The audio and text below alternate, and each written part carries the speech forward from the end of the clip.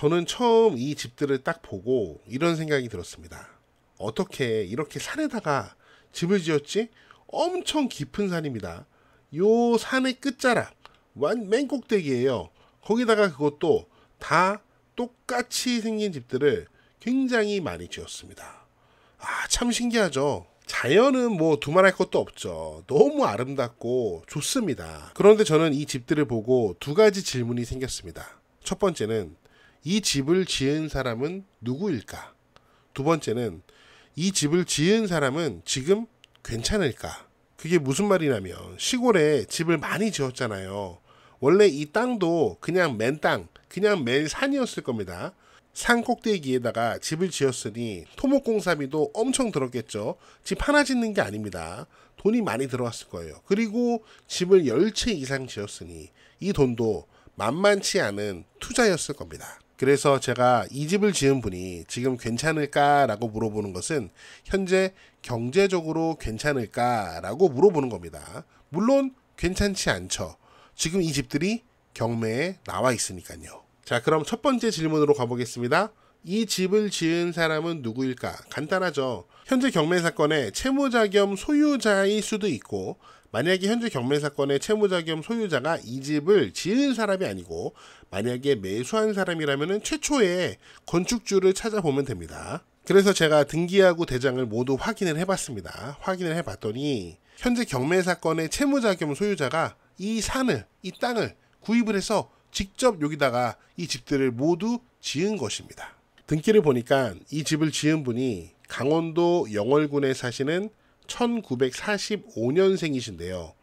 저희 아버지가 49년생이니까 저희 아버지보다도 4살이 많은 선배님이시고 연세가 굉장히 높으신 분입니다. 그리고 이 건물들, 이 집들의 사용 승인은 2019년입니다. 그러니까 여기다가 집을 지은 분은 70대 중반에 요 산꼭대기에다가 토목공사를 해서 집을 10채가 넘게 지은 거예요. 진짜 대단하죠. 정말 대단한 분입니다.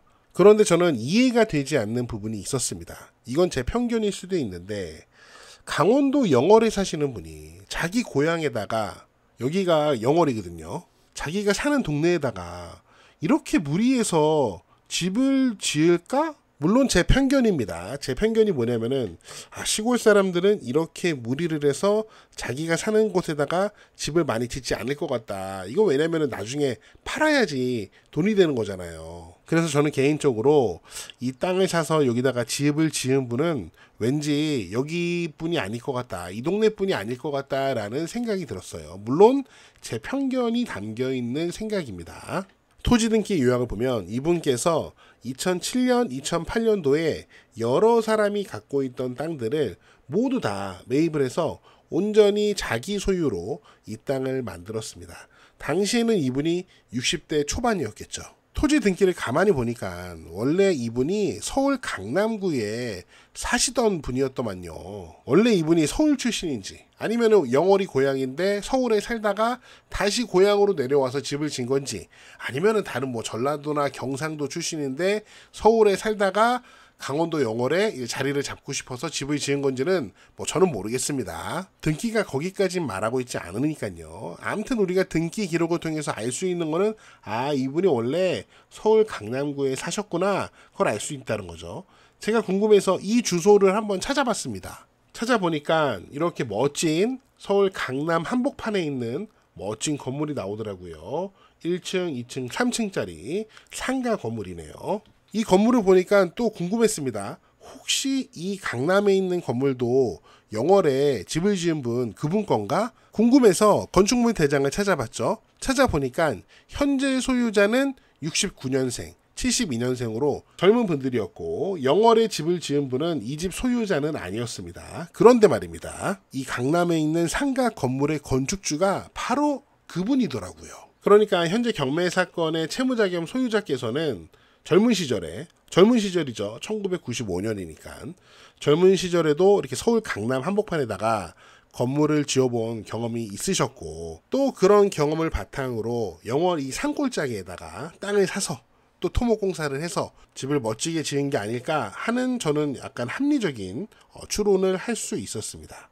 합리적이지 않나요? 지금까지 제가 이렇게 쉽게 여러분께 설명해 드린 내용은 등기와 대장 내용을 통해서 누구든지 확인할 수 있는 내용인데, 물론 봐도 해석이 안 되는 분들도 있겠죠. 근데 천천히 잘 보다 보면은 이런 내용들이 보입니다. 제 생각에는 아마도 이 집들을 산속에 있는 펜션처럼 숙박업을 운영하기 위해서 지은 것 같지는 않고요.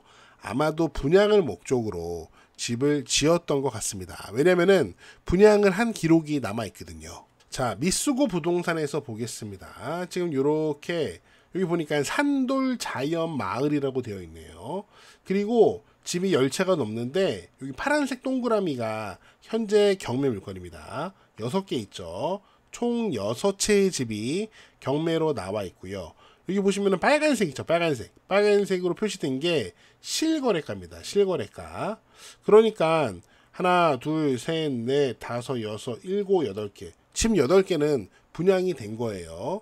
분양 가격을 대략 보니까 1억 5천, 뭐 1억 2천, 1억 8천, 1억 4천 이렇게 분양된 것을 확인할 수 있고 2020년과 2021년에 분양이 된 것을 확인을 할 수 있습니다. 제가 이 판매가 된 실제로 거래가 된 집들의 건축물 대장을 확인해 보니까 이 집들을 구매하신 분들이 서울이나 경기도권에서 여전히 사시면서 이 집을 세컨하우스로 사용하시는 분들도 있는 것 같고, 어떤 분들은 아예 이 집을 사서 주소지를 이 영월로 옮겨서 이 영월에 내려와서 사시는 분들도 계신 것 같습니다.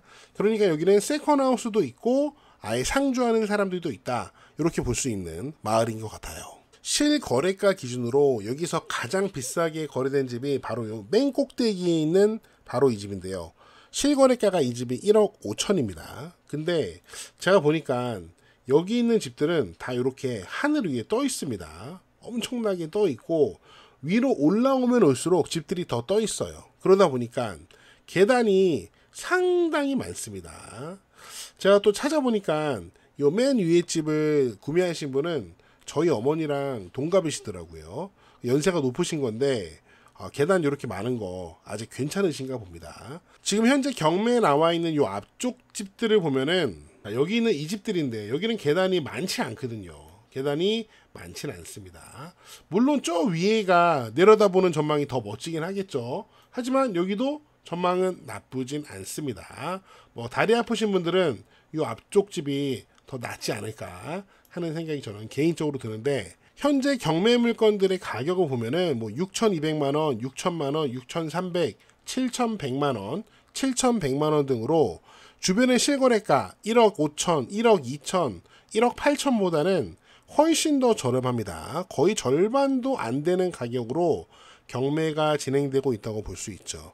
여기가 지금 산꼭대기이기 때문에 뭐 생활의 편리성은 따질 수 있는 곳은 아니고요.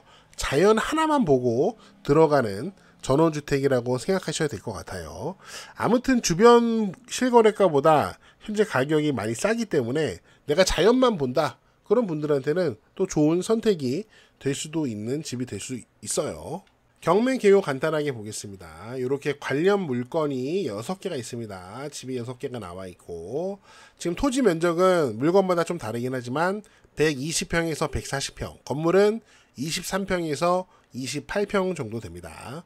토지 건물 일괄 매각이고, 지금 감정 가격이 과거의 실제 거래 가격보다는 낮고요. 그리고 현재 또 한 번 더 유찰돼서 가격이 좀 많이 싸진 편입니다. 자, 그 다음에 권리 분석을 해볼게요. 임차인은 없습니다. 조사된 임차 내역이 없고요. 권리상의 등기상의 권리들도 말소 기준 권리 이유로 모두 소멸되고 낙찰자에게 인수되지 않기 때문에 권리적인 문제도 없어 보입니다. 다만 한 가지 관심 있는 분들은 꼭 확인하셔야 되는 게 지금 도로 문제입니다.